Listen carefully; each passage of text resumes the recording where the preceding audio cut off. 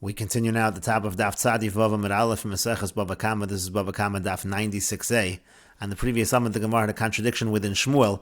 When a creditor is collecting from a lokeach, let's say he's collecting land from the lokeach, and there's an improvement, there's a shevach in the land, and let's say it's a shevach hamagia l'chseifayim, meaning to say that the produce, that the improvement is fully grown. In that situation, does the creditor, is he able to collect from the lokeach the shevach, or does he have to return the value of the shevach to the buyer? And the Gemara again had a contradiction within Shmuel in that regard, and the Gemara now answers, Hadam Masek Bei Kishir Ara V'Shivcha. It depends how much is the creditor owed. In one case, we're talking where the creditor is owed the value of the land and the improvement, and in that case, the creditor is even able to collect the shevach. Hadalo Masek Bei Ela Kishir Ara. But in the other case, we're talking about where he's only owed the value of the land, he's not owed the value of the shevach as well, and in that case, therefore, he has to return the shevach to the buyer. And the Gemara continues, Amar Lei said to him, This all makes sense according to the one who says that if the lokeach has money, it doesn't make any difference. The lokeach's land, there's a lien on that land, and the creditor has a right to collect that land. And even if the buyer has money and he wants to pay him off with the money, he's not able to pay off the Baal Chov with the money. The Baal Chov still collects the land. Then all of this makes sense. But according to the one who says that if the lokeach has money, he's able to actually pay off the Baal Chov and give the Baal Chov the money. So if that's the case, the lokeach should be able to say to the Baal Chov, if I had money, I'd be able to remove you from the entire land. You wouldn't be able to collect any land because I would give you money. So now, at the very least, you should give me this certain small amount of land that is equal to the amount of the shevach, the amount of improvement. You should not have the right to collect the entire land and the shevach. I should be able to keep some of the land according to the amount that is the shevach. And the Gemara continues, Amar Lei, he said back to him, Rav Ashi said back to Ravina, Hacha b'mayaskin, and here what is the case? The case is that the borrower, he said that this piece of land would be an apoteki, meaning he specifically designated that the creditor would collect from this piece of land. The Amar Lei, he said to him, Lo yehelach piron elam mizeh, you're only going to collect from this, and therefore he has a full right to take this land, and he can even take the shevach. The lokeach has no claim. And Rashi explains, Lo yehelach piron ela mizeh. Again, the person who owed the money, the debtor, said that the only thing you're going to collect from is this land. And in that case, v'inami havele zuzi lo lokeach. So if that's the case, so even if the lokeach did have money, lo matzi masalikle, he wouldn't be able to pay him off with that money. And since he can't pay him off with that money, he's also not allowed to say, leave me some of the land equal to the amount of the improvement. And we will take a look at the Mosef Rashi as well. These are Rashis from other areas. Rashi says, this is a machlokas in Meseches Ksubas, meaning a machlokas, whether the lokeach in general has the ability to pay off the creditor and not to give the land. So according to the one who holds, that if a lokeach has money to pay off the debt, but he's still not able to remove the Baal Chov from the land. The Baal Chov has the first rights to take the land from the lokeach, even if the lokeach has money. The Baal Chov kadim, because the Baal Chov takes precedence. So then Shapir, then all of this makes sense. The Matzi Lememer, because then we could say as follows: if you have the land together with the improvement, and that's being collected for the debt, so then we will say that when the creditor collects the land and the improvement of the land, he doesn't have to give the lokeach any land back. He can pay off the improvement with money. That makes sense. He can force the lokeach to take money, and he can take all of the land. Al karcha de lokeach v'lo matzi amar lokeach. The lokeach can't say havli min ara shir shivchoy.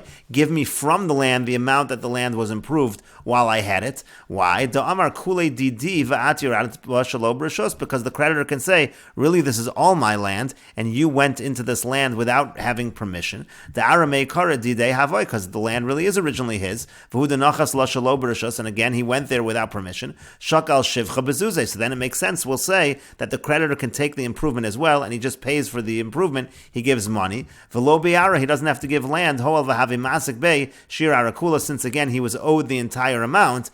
But again, according to the other Manda Amar that says in general the lokeach can pay off the creditor, well, if the lokeach can pay off the creditor, so why can't the lokeach demand as well, give me the improvement, give me actual land for the improvement. And then the Gemara said, Kegon Deshavi and Nehile Lova Lebalchov, what we'll have to say is, the case is that the borrower, he rendered the land for the creditor as an apoteki, meaning he designated specifically that this land is what is going to be collected, Laha'ara, this specific piece of land, Va'akol Modim Bezu. Now everybody admits in this case, there's no machlokas, everybody admits that even if the lokech had money, lo havimatzi masalikli, he wouldn't be able to remove him from the land, meaning the creditor has the full rights to collect the land, and in that case, again, certainly the creditor can take the improvements as well and just pay that off with money. And the Gemara continues at the two dots. Amar Rava says, Gazal v'hishpiach, let's say somebody steals something and then he improves it umachar, and then he sells it to somebody else. The Gazal v'hishpiach v'horish, let's say he steals something, he improves it, then he dies,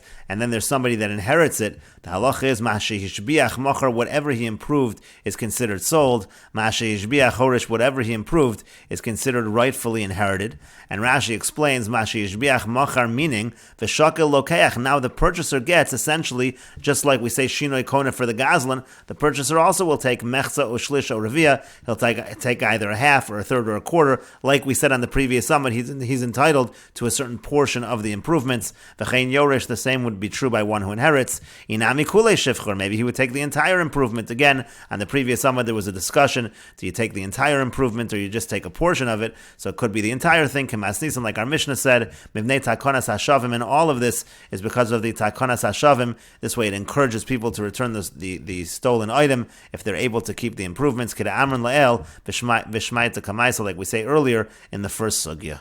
And the Gemara continues at the two dots. Boy, Rava had the following question: Hishbiach lokeach ma. What if the person who buys it from the thief, what if he improves the item? And the Gemara says to that, Basar de boy hader pashta. After he asked the question, he answered the question.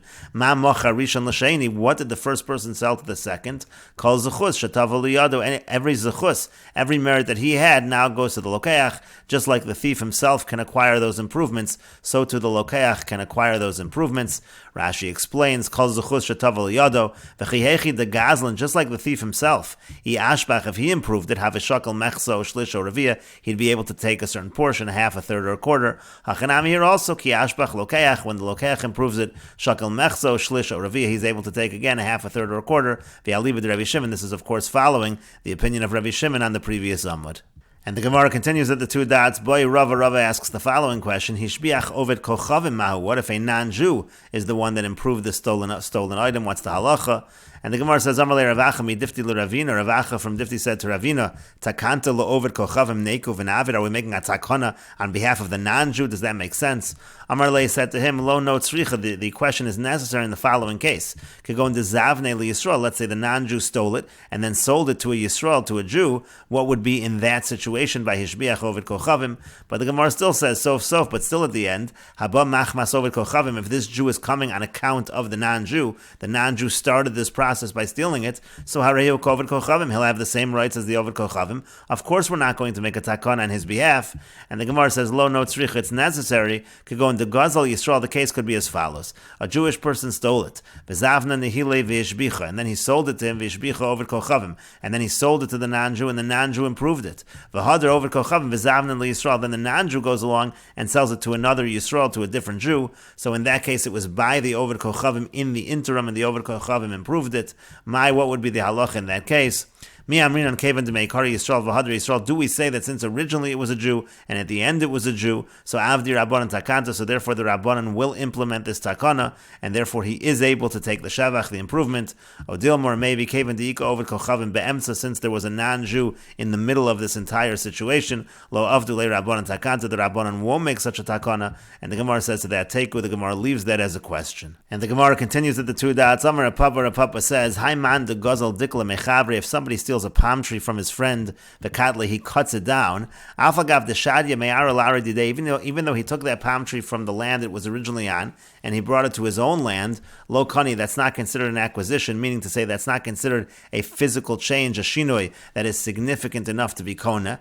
My time, what's the reason? Me'kara dikla mikri, because originally it's called a palm tree. V'hashtanami dikla mikri, and right now also after it's cut down, it's also referred to as a dikla, it's referred to as a palm tree. and so therefore in such a situation that's not considered a significant shinoi, and it does not create a kinyan.